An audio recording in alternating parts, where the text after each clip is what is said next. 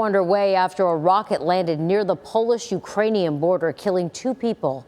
The Polish president says there is no conclusive evidence at this time of who actually launched that missile. Yeah, the White House has released this picture here of President Biden and Secretary of State Anthony Blinken meeting with the Polish president.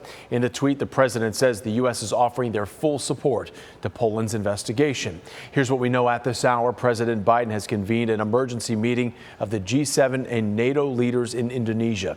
Tonight, when the president was questioned about whether we knew if that missile was fired from Russia, this is what the president said. It's unlikely in the minds of the trajectory that it was fired from Russia, but we'll see. We'll see.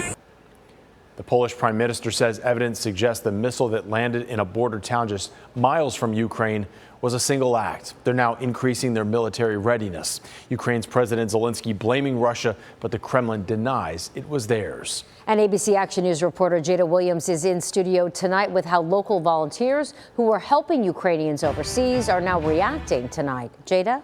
Yeah, for many humanitarians, Poland was their safe place while helping in the Ukraine. Despite today's bombing, it's not changing their call to help. Earlier this year, Simone Knego called Poland a temporary home, volunteering to help Ukrainian refugees. Millions of people came in through that border crossing and into Poland. So I think that it played a huge role in the safeguarding of people. She viewed Poland as a safe haven during her time there. Even when I went to go and see what was happening, one of my daughters said to me, "It's not safe, Mom." And I said, well, it's safe there. It's part of NATO. We're not going to worry about bombs falling in Poland. But that's all changed. On Tuesday, the country was bombed, killing 2. While many are pointing fingers at Russia, exactly who and why the bombing happened is currently under investigation. University of South Florida professor Dr. Tatiana Kulakevich says what happens next all depends on Poland. But Kulakevich says this doesn't necessarily mean World War III. I would say hold your horses.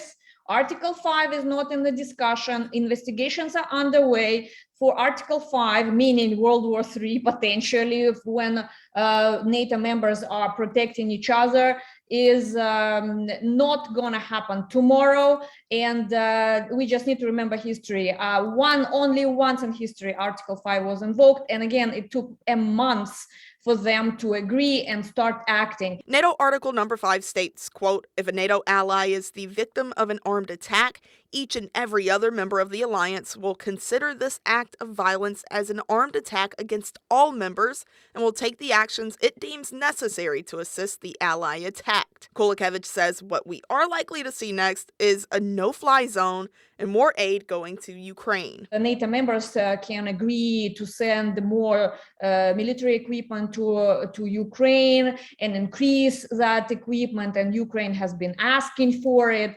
Another potential activities that could happen would be a no-fly zone across western border of Ukraine, or where on the border where it borders with NATO members. Knego says she wants everyone to keep the people in Ukraine and Poland in their minds and hearts. These are people, this is our humanity, and just making sure that we're really keeping this at the forefront of our minds on what's happening to other people in this world. Just how involved the United States will get also depends on the investigation and multiple high-level meetings. In the studio, Jada Williams, ABC Action News.